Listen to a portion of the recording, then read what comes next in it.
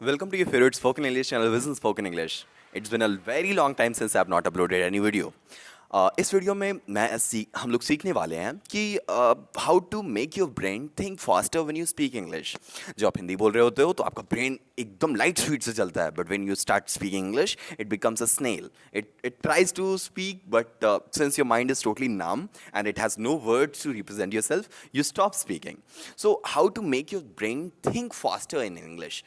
Uh, First and foremost, I would suggest you not to use any bilingual dictionary.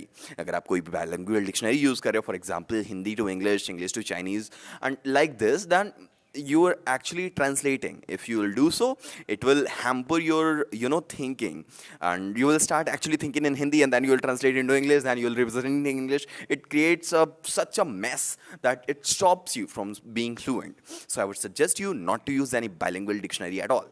Second suggestion is learn vocabulary in phrases, not in single words. For example, अगर आप किसी चीज़ के बारे में बात कर रहे हो तो हमेशा ये मत करो कि उस वर्ड के नाम को याद रखो।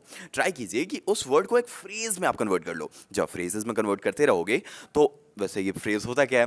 Phrase is a group of words that make very small amount of sense. जो हमारा क्लाउज होता है ना, उससे छोटा होता है फ्रेज, और समझने की जरूरत नहीं है आपको, बस यूँ समझ लीजिएगा आप वो वर्ड्स को ग्रुप में डाल देना। जैसे अगर आपको बुक के बारे में बात करनी है तो don't say about book, say that this beautiful brown book is mine. अब देखो, जब मैंने सेंटेंस को थोड़ा एक्सेजरेट करना स्टार्ट कर दिया तो जो इंग्लिश वर्ड्स हैं वो ज़्यादा से ज़्यादा हमारा माइंड उसके बारे में सोच रहा है, और एक्चुअली जितना ज़्यादा आप सोचोगे उतनी अच्छी आप बोल पाओगे, ऑब्वियस है। थर्ड टिप मैं बताऊंगा कि start using vocabulary as soon as possible.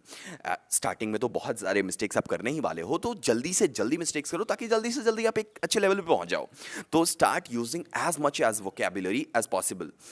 Fifth tip is role play situation and conversation with yourself. For example, जब आप अकेले होते हो, then think that you are the conversator and you are doing conversation with yourself. For example, be a teacher of yours, talk to yourself, और कोई भी दो role अपने आप को सेलेक्ट कर लीजिए and start talking to yourself. If you do so you will actually talk to yourself. और इसमें आप अगर मिस्टेक करते भी हो तो कोई यहाँ ऑब्जर्व करने के लिए है नहीं, कोई बताने के लिए नहीं है कि you have done such a tremendous amount of mistake और something like that. Next, record yourself in English. अगर आपको ज़्यादा से ज़्यादा इंग्लिश के वर्ड सब जल्दी से जल्दी चाहिए तो अपने आप को रिकॉर्ड करना स्टार्ट कीजिए. किसी भी मिरर के सामने, किसी भी फ़ोन के सामने इंग्लिश के एक टॉपिक को हर दिन रिवाइज कीजिए. कुछ टॉपिक्स मैं डिस्क्रिप्शन में डाल दूंगा, उसको आप रिवाइज कीजिए, अपने आप से बात कीजिए, बहुत हेल्प करेगा ये. Next, I would suggest is you should try to find a speaking partner as soon as possible. Since if you will go in this path alone, it will take a hell amount of time, but in case you have a companion who goes along with you, it will be beneficial and easy for you to go along with him. For example, अगर आप किसी भी चीज़ को अगर आप करने जा रहे हो और उसके साथ में कंपेनियन होता है तो आप वो हम कब खत्म कर ले तो आपको पता भी नहीं चलता. लेकिन अगर आप इंग्लिश सीख रहे हो और अकेले हो तो अपने आप को आप बर्डन फील करोगे. तो आप ट्राई कीजिए कोई और भी आपके साथ हो जो कि अभी इसी सिचुएशन में हो, उसी आसपास के लेवल पे हो, और वो भी सीखने के लिए अभी रेडी है. और लास्ट, मैं प्रेफर करूंगा talk to the real people, real situation, real English. जब आप असली लोगों से इन लाइफ में बात करोगे तो आपके लिए बहुत ज़्यादा बेनिफिशियल होगा. तो ये हमारा था कि अपने माइंड को कैसे हम लोग फास्ट कर सकते हैं वाइल स्पीकिंग इंग्लिश. क्योंकि आप जब हिंदी बोलते हो तो ये बहुत ईजी हो जाता है आपके लिए और बहुत ज़्यादा वर्ड्स आपके माइंड में आते हैं. और जब बात आती है इंग्लिश की तो आपका ब्रेन नम हो जाता है, वर्ड्स नहीं मिलते. इस प्रॉब्लम का भी जो है मतलब सॉल्यूशन है वो बहुत ही सिंपल है. जैसे जिस टाइम पे आपको जो वर्ड नहीं मिल पाता, आपका काम उस तीन ऐसे तरीके, whatever was going on, I just my mind also went numb due to this house flies.